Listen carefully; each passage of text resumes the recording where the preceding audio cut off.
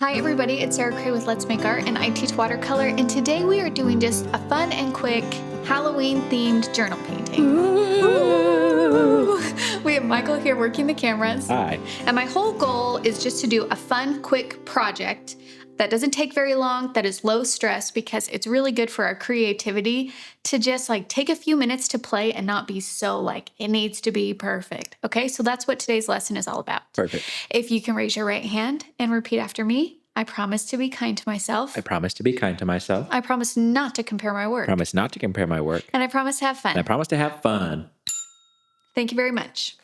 Okay, so I am just using a journal here. I like many watercolor journals. This one is Etchr, Coldpress.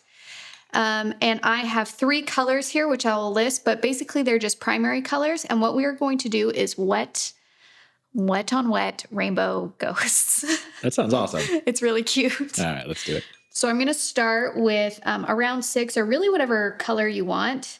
I'm going to start by mixing different yellows and oranges. So I have my magenta here that I'm mixing. I have... we can't see any of those. I don't know if that matters. I mean... There we go. You can use whatever colors you want. But I just want to show you that I'm going to do it kind of like... you can mix as you go or you can pre-mix, okay? So I have a few colors mixed. And let's start with the yellow. And I'm just going to start with the head, which is like a circle along the top, like a half circle. And then you can go straight down. Now, the funny thing, or the fun thing about ghosts is they can be very many different shapes. So there's a ghost. You did Perfect. it. And then I'm going to grab another color, and while it's still wet, I'm going to work fairly quickly, and I'm going to touch the edges of the ghosts together. And notice that I don't feel like my ghosts need to be the same angle, the same shape, the same width. They're allowed to have their different personalities. And then let's try a little peachy peach.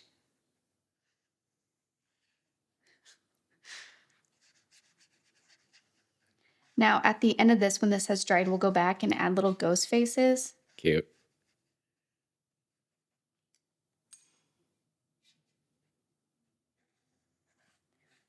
They remind me of those finger puppets for kids. You know what I'm talking about? Oh my gosh, yes. Totally. Okay, I want to try and make an orange. Let's see.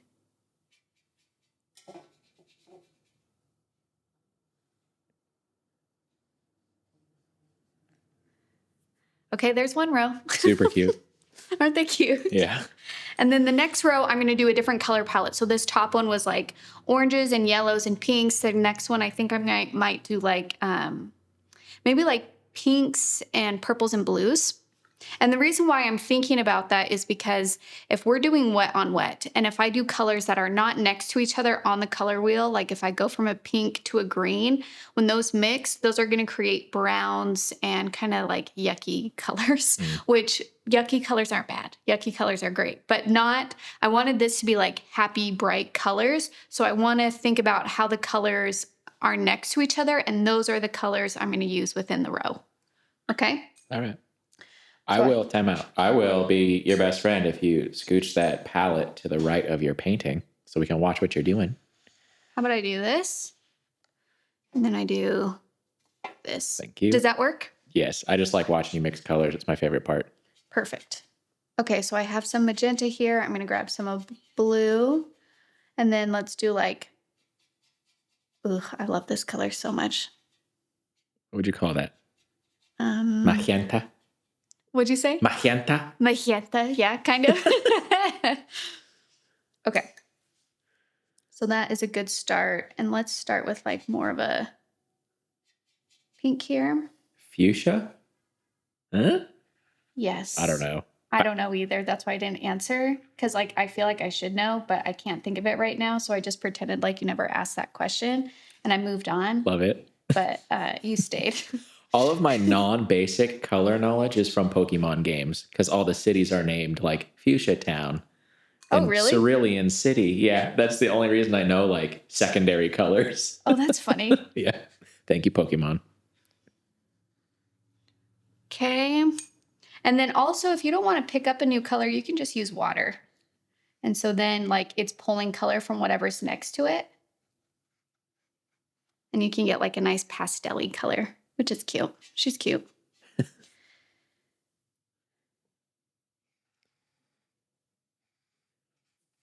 I love like things not in season. Like I think it'd be so fun to paint like Easter ghosts. With like little egg baskets or like, I don't know, like Santa ghosts or something. Totally. With little hats on them. Little Santa hats.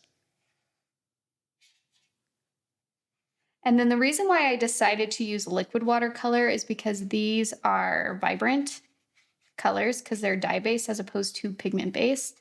So sometimes when I'm going for like bold and bright, I like to use my liquids, okay? All right, let's do the next one, like maybe like blues and greens. So I have blue and then I have yellow, and I'm gonna mix a few different blues and greens using that combination.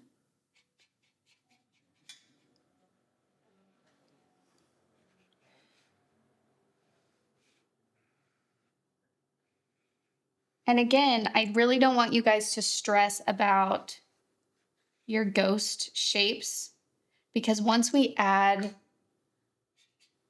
faces, people are going to be like, oh yes, ghosts. Right now, you're going to be like, I don't know about this, but just keep going. And remember, this is more about play and experimentation. And some of you might be thinking like, how is that valuable to my art practice? Well, one thing, play is super important for creativity. It's how we kind of feed it. It gives it life. And so if you're feeling like burnt out painting and you're not sure what's going on and you're not happy with anything that you're doing, you need to prioritize play, my friend. That's it. And the other thing is like, yeah, we're looking at this and we're like, oh, this is so silly and so fun. And that's it. But the reality is the other thing that we're doing is we are playing with shape. We are playing with brushstroke. We are working quickly. And working quickly is actually a good skill to learn in watercolor because it's kind of timely. It kind of matters how quickly you paint things or not quickly you paint things in watercolor. So just practicing like doing things quickly without overthinking it is super valuable. Also, if none of those things appeal to you, you're getting some good color mixing skills in. Yeah. Look at how cute this is. It is cute. Makes me so happy. Okay, I'm going to do one more, and I think I'm going to go back to this yellow, peach, orange colors. But again, you can switch this up to whatever colors you want to do because this is your journal or your painting.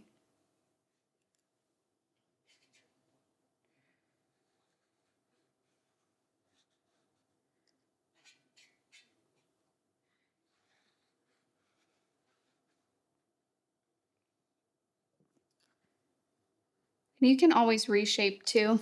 Reshape the your ghosts if it gets a little wonky.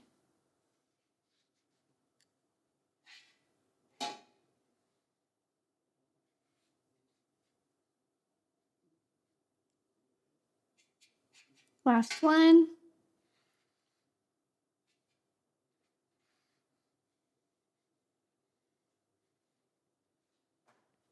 Okay, cute.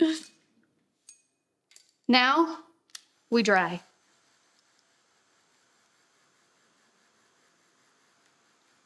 And while this dries, if you don't have a heated craft tool, I want you to find a black pen. You can use black paint and a paintbrush if you want, but sometimes just using a pen or a marker or a pencil or a colored pencil or just something else besides watercolor, it's just kind of fun.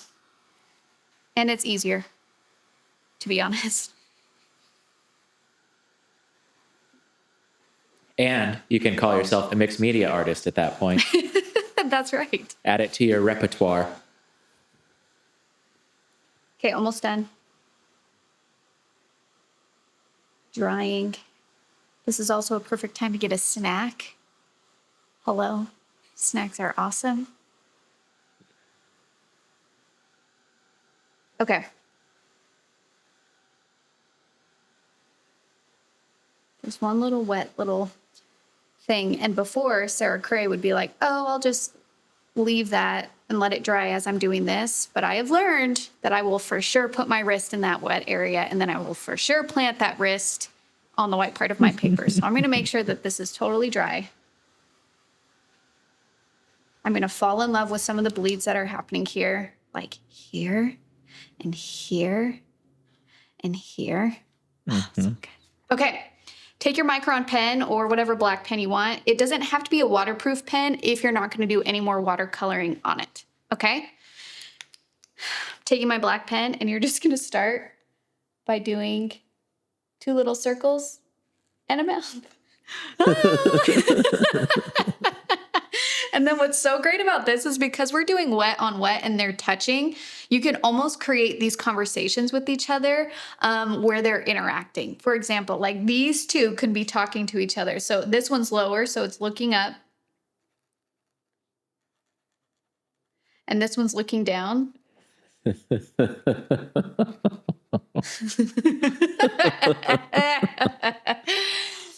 And so just kind of play with that. And this is a really fun exercise because you need to look at what's happening and try and create a story. It doesn't have to be an exaggerated story. It doesn't have to be complicated, but it can give personality and life to these ghosts.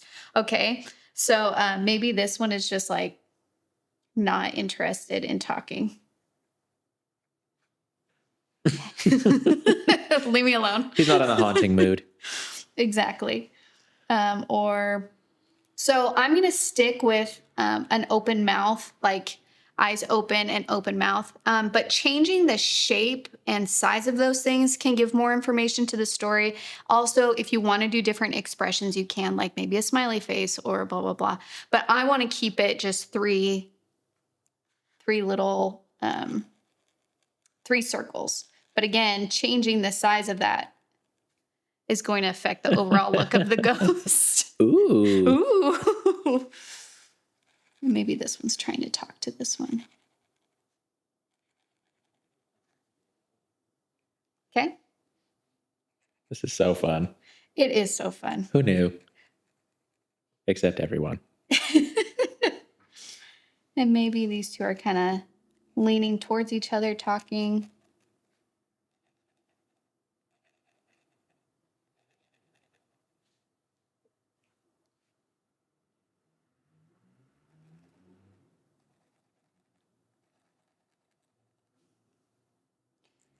And even taking the time to come up with these stories and look at what you're doing, like that is working your creative brain.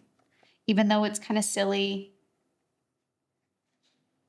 it's the same kind of muscle we're using, which is what's happening here? What can I create from here? What stories or what's just something that's silly? What can make me laugh? And this is also why I actually have a real love of illustration, is because you basically, with illustration, you're trying to create a feeling or a story with like almost as little information as possible sometimes, which is, I think, fascinating. Maybe this one's feeling a little bit sad. Doesn't that one look sad? He does look sad. I want you on one of them to do like a teeny tiny smush face. I don't know. What do you mean? Like teeny eyes and teeny mouth. Teeny eyes, teeny mouth? Yeah. Okay, let's do this all one. Close together. Yes.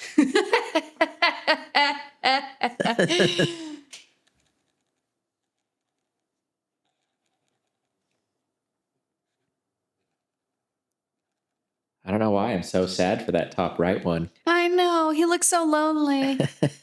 Oh.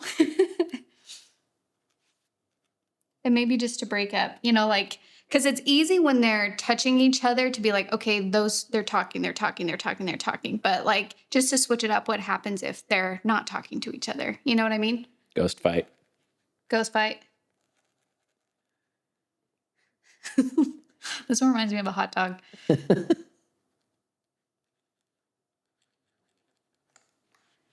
That's it. All right. Well, I love them. Is that cute? Yes. again, I know these things are like quick and silly, but also that is the point of art sometimes, is to be fun and to be silly and to be playful and to try something new. And the most important thing is taking time out for you. This takes 5 or 10 minutes. You can do this by yourself or with other people. But the most important thing is just getting your paintbrush out and putting it to paper. And even if it's just a few minutes, even if it's a silly painting, even if it's an exercise that adds to your life, because you're taking time out for your creativity, which just is so good for you. So anyways, I hope you have fun with this. Please take this and run with it, make it yours. You could probably do like crazy shaped ghosts. Like maybe you fill the page where it's not just this and they kind of like round out and look at each other. You know what I'm saying? I don't know. I just know you guys are going to have so much fun with this. So have fun. If you're on the watercolor, if you're on Facebook, you can join our watercolor group. That's called Let's Make Art Watercolor. And this is where you can share what you're doing. And that's where people who paint along with Let's Make Art are sharing their paintings. So you can see how other people are approaching it or what questions they have or what they're learning. It's fabulous. It's called Let's Make Art Watercolor. Thank you so much for painting with me. I hope you have fun with this. I'll see you next time. Bye.